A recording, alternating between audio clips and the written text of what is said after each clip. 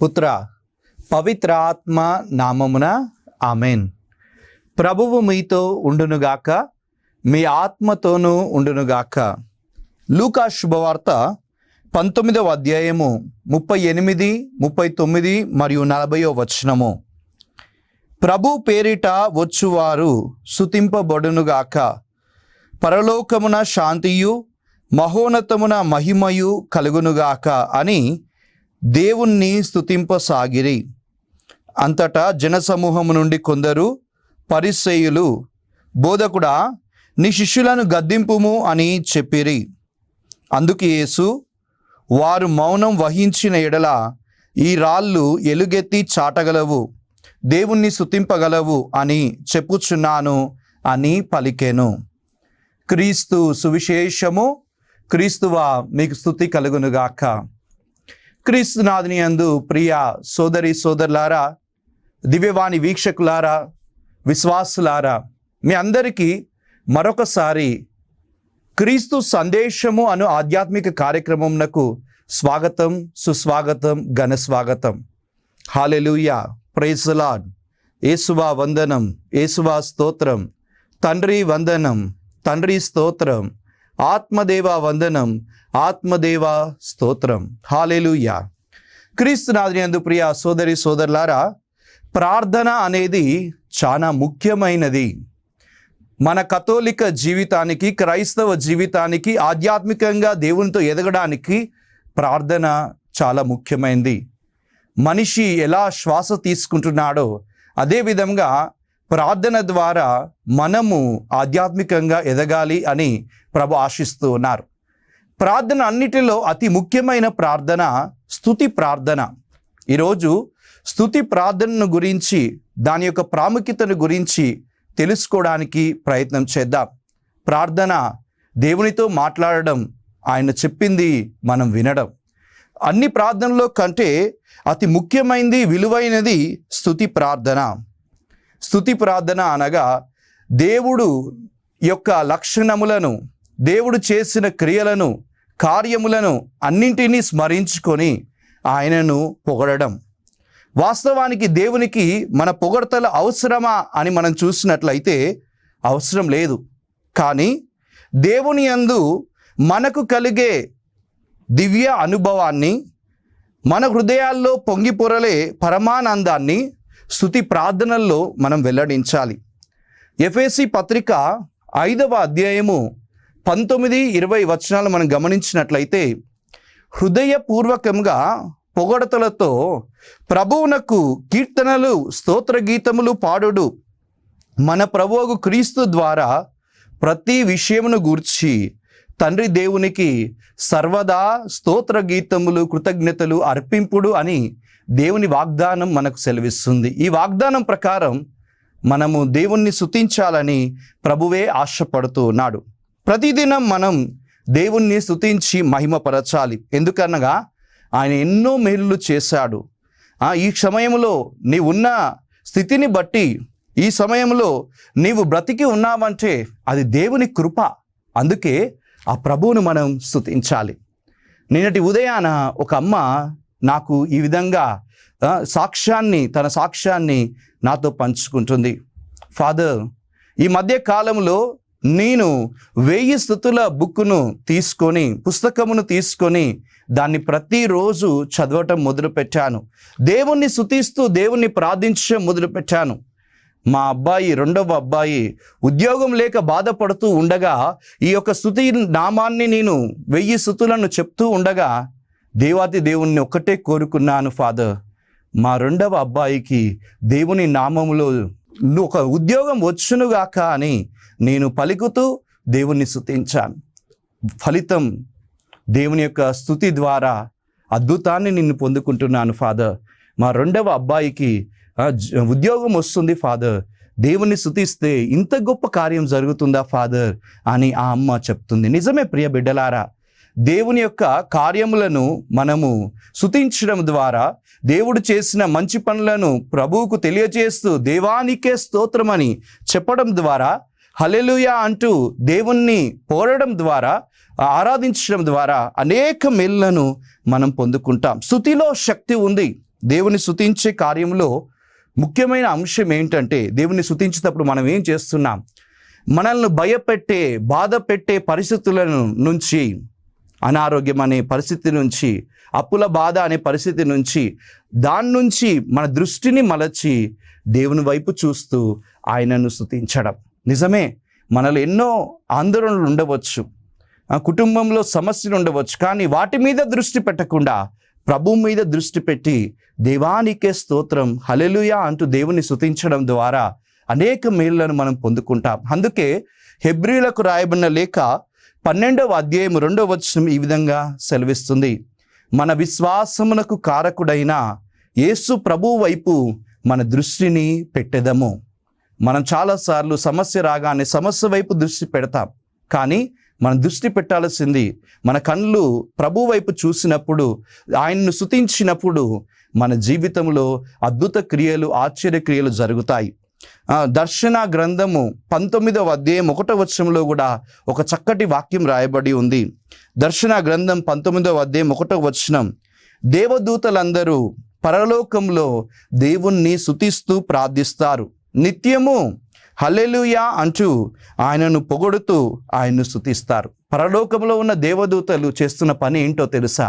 ప్రభువును స్తుతించడం, హల్లెలూయా అంటూ దేవునికి వందనములు, స్తోత్ర గీతములు పాడడం.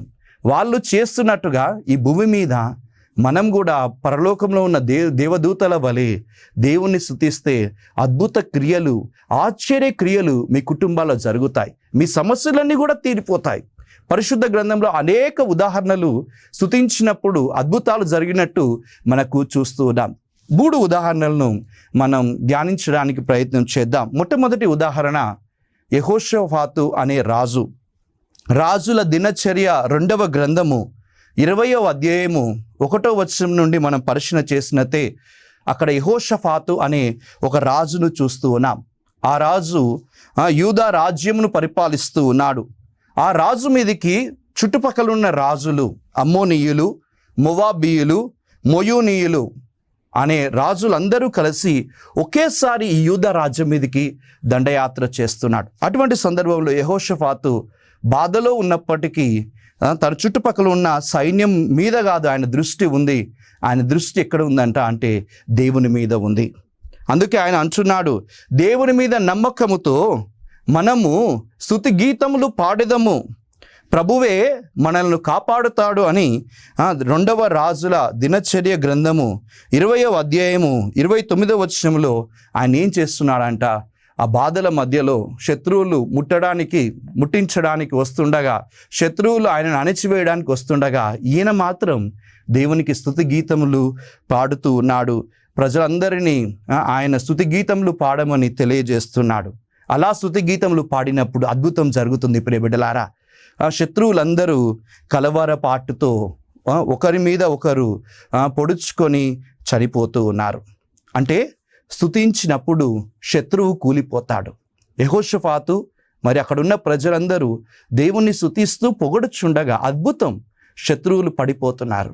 ప్రియ సోదరి సోదరుడా, నీ జీవితంలో కూడా శాశ్వత శత్రువైన సైతాను నుండి విడుదల పొందుకోవాలనగా నీవు కూడా స్తుతి ప్రార్థన చేయాలి, దేవునికి స్తోత్ర గీతములు పాడాలి. దేవునికి హల్లెలూయా అంటూ దేవుణ్ణి స్తుతించినప్పుడు ఆ శత్రువులందరూ కూడా విడిపోతారు. ఆ రోజు యెహోషాఫాతు స్తుతించిన ప్రదేశానికి ఆయన పెట్టిన పేరు ఏంటంటే బెరాకా. బెరాకా అంటే దేవునికి స్తుతి కలుగునుగాక అని అర్థం. అనగా స్తుతించినప్పుడు శత్రువులు కూడిపోతారు. నీ కుటుంబం కూడా బెరాకా కావాలి. స్తుతి చేస్తూ దేవునిలో ఎదగాలి. అలా ఎదిగినప్పుడు శత్రువగు సైతానుడు, అతని క్రియలు కుటుంబం నుండి వీడిపోతాయి. కాబట్టి ప్రియ సోదరుడా, యెహోషాఫాతు స్తుతించినట్లు నీవు కూడా దేవుణ్ణి స్తుతించగలవా? 2వ ఉదాహరణ మనం చూస్తున్నాం. దానియేలు గ్రంథము 3వ అధ్యాయములో షడ్రక్, మెషక్, అబేద్నెగోలు అనే 3 స్నేహితులు. వారు దానియేలుకు స్నేహితులు.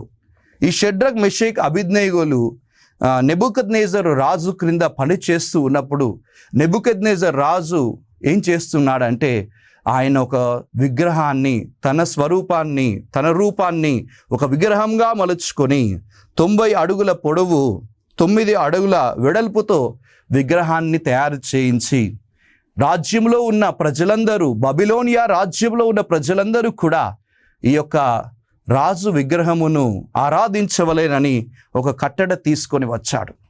అలా కట్టడ తీసుకుని వచ్చినప్పుడు ప్రజలందరూ ఆ విగ్రహం ముందు శిరము వంచి ఆరాధిస్తున్నారు. కానీ ఈ షడ్రక్, మెషేక్, అబేద్నెగోలు అనే 3 స్నేహితులు మాత్రం రాజుతో మరియు అక్కడున్న అధికారులతో అంటున్నారు, మేము మాత్రం యావేను మాత్రమే ఆరాధిస్తాం, ఈ రాజును ఆరాధించు, ఎందుకంటే సజీవ దేవుని పట్లే మా భక్తి అని చెప్పి వాళ్ళు అన్నప్పుడు వెంటనే రాజు ఏం చేస్తున్నాడు, ఈ షడ్రక్, మెషేక్, అబేద్నెగోలను నిప్పు గుండములో, అగ్ని గుండములో పడవేయమని ఆజ్ఞ ఇస్తున్నాడు.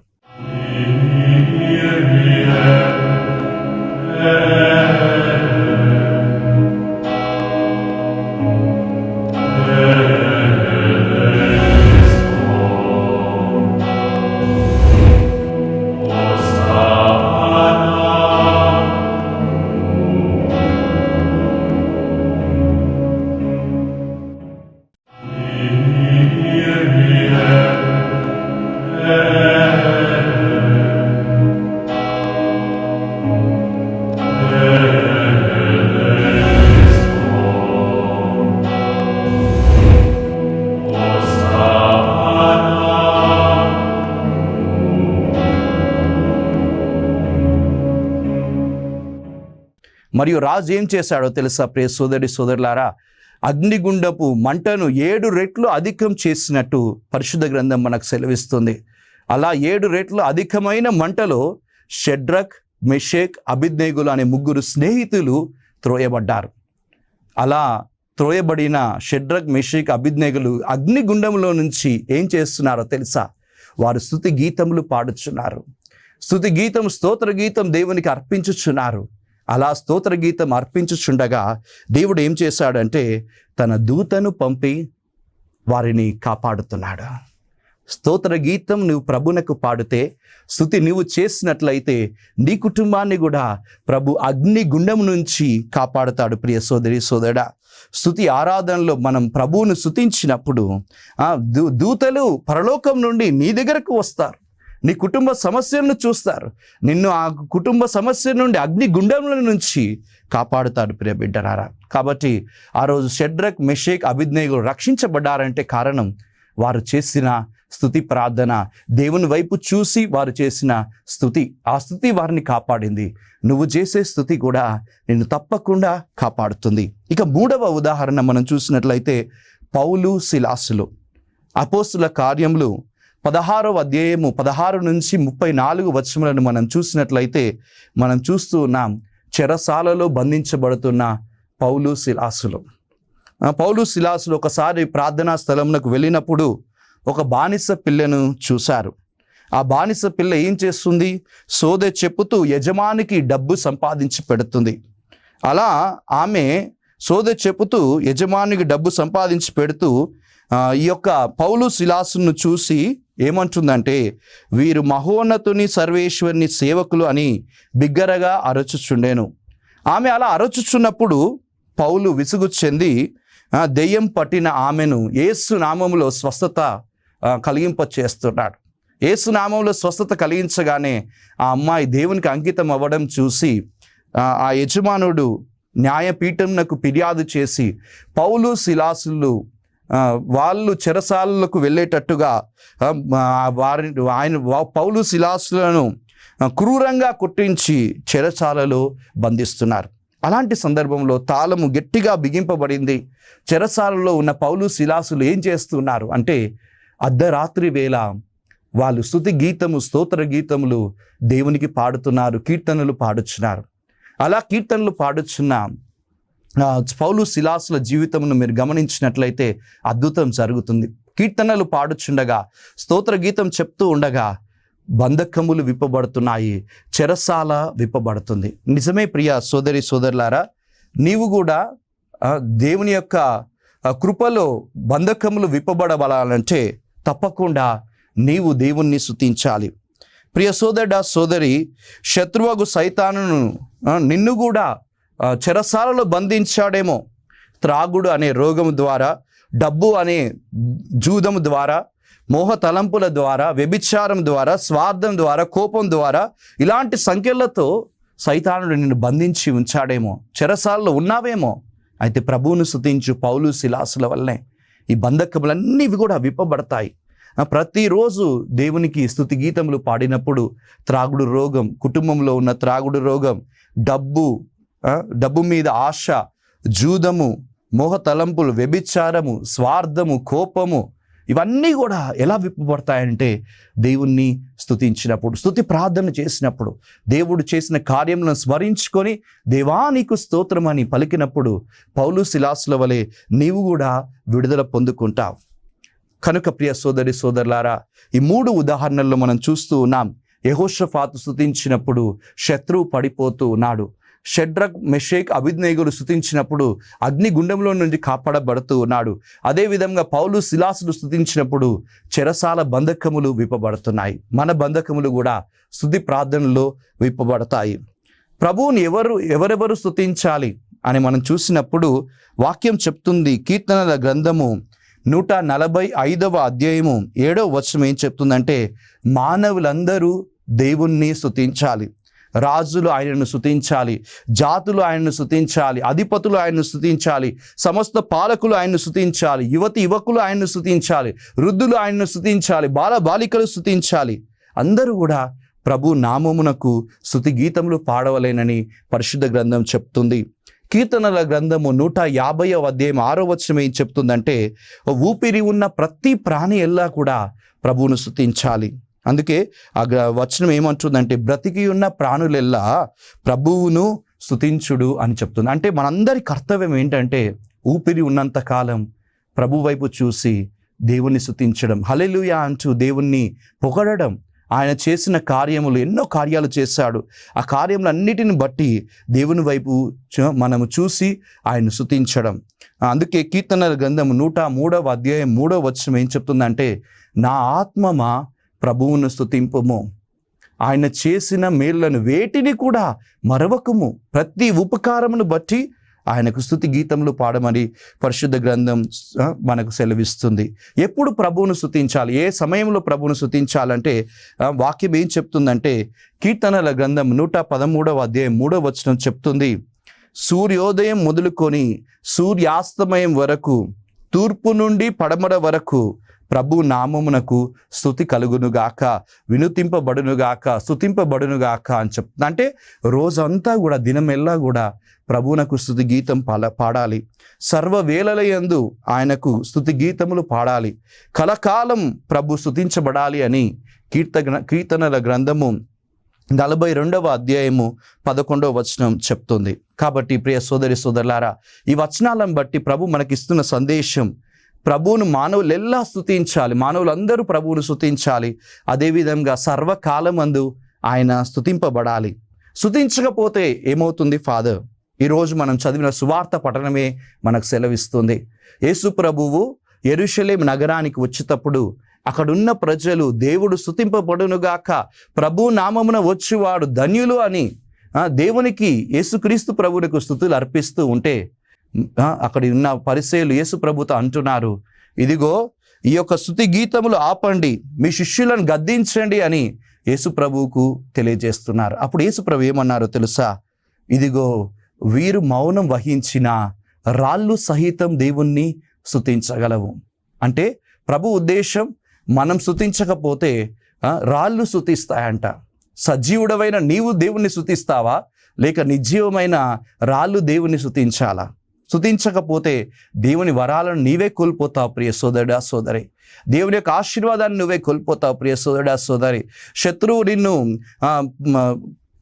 శత్రువు నుండి మనం విడుదల పొందుకోవాలంటే దేవుని స్తుతించాలి కదా.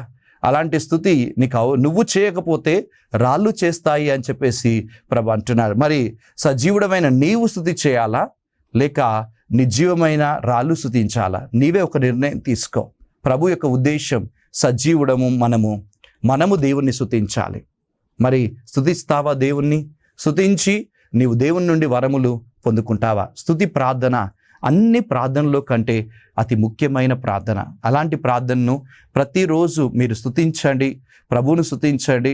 1000 స్తుతులు అనే ఒక పుస్తకమును కొనుక్కొని రోజుకి 100 స్తుతులైనా చెప్పి ప్రభువును స్తుతించండి. అప్పుడు గొప్ప కార్యాలను చూస్తావు. మా కుటుంబంలో ఉన్న అమ్మ, మా కుటుంబంలో ఉన్న చెల్లి, మా బంధుమిత్రులు చాలామంది 1000 స్తుతులు అనే పుస్తకంను ప్రతిరోజు చదువుతారు. ప్రతిరోజు చదివి దేవుణ్ణి స్తుతిస్తారు. అందుకే ఆ కుటుంబం నుంచి నాలాంటి అభాగ్యుణ్ణి దేవుడు గురువుగా ఎన్నుకుంటున్నాడు. నేను గురువు అవ్వానంటే కారణం మా తల్లిదండ్రుల ప్రార్థన, వారి స్తుతి, మా బంధువుల స్తుతి. ఆ స్తుతి మీ కుటుంబాల్లో ఉండాలి. అప్పుడే దేవుడు మీ కుటుంబాల నుండి కూడా ప్రపంచానికి ఆశీర్వాదాన్ని, మీ కుటుంబాల నుండి కూడా ప్రపంచానికి ఆశీర్వాదాన్ని అందిస్తాడు. అటువంటి కృపను దయచేయాలని మనం ప్రార్థన చేసుకుందాం. కళ్ళు మూసుకుందాం, ప్రార్థించుదాము. మహోన్నతుడైన దేవ, సర్వశక్తిమంతుడా, నీ పరిశుద్ధ నామమునకు స్తుతి, మహిమ, ఆరాధన కలుగునుగాక. నిజమే ప్రభువా, ప్రార్థన ద్వారా నీతో అంటిపెట్టుకొని జీవించాలి. నిజమే, అన్ని ప్రార్థనల కంటే అతి ముఖ్యమైన ప్రార్థన స్తుతి ప్రార్థన.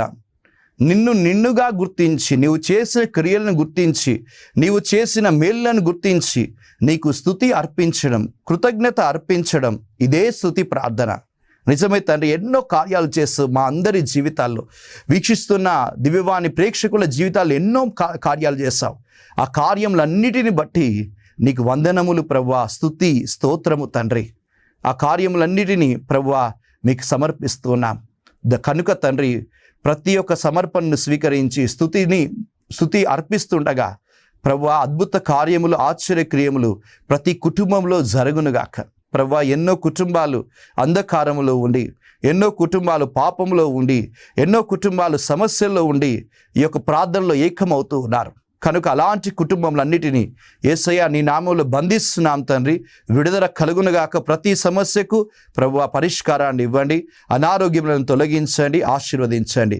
ఇదిగో యెహోషాఫాతు స్తుతించినట్లుగా, షడ్రక్, మెషక్, అబేద్నెగోలు స్తుతించినట్లుగా, పౌలు, సిలాసులు స్తుతించినట్లుగా మేము కూడా ప్రతిరోజు నీకు స్తుతి అర్పించి మేళ్ళు పొందుకునే కృపను దయచేయమని, మా అందరి మనసులో ఉన్న కోరికలన్నింటినీ నెరవేర్చమని ఈ మనవులన్నింటినీ మా రక్షకుడు, మా నాథుడు యేసు అతి పరిశుద్ధ నామంలో అడిగి ప్రార్థిస్తున్నాము తండ్రి.